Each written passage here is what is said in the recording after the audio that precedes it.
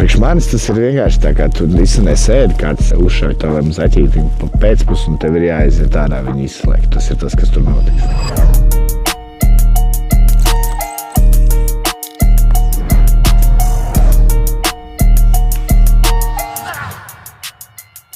Šeit es dzīvoju pirmos 4-5 gadus. Reku širā bija mana gulta.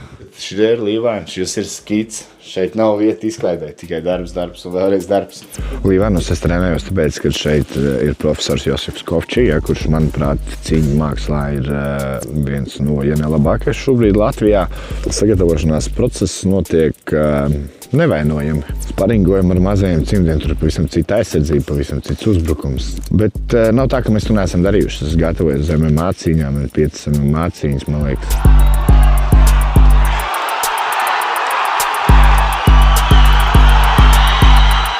Sveiki! Mani sauc Kristaps Zuds. Man blakus ir 2 brīnišķīgas kuces. Mēs visi 3 dzīvojam Līvānos, un 10. janvārī mēs būsim Rīgā, lai kādam izšķēdītu seju. Pērc savu biļeti jau tagad un nenokavē.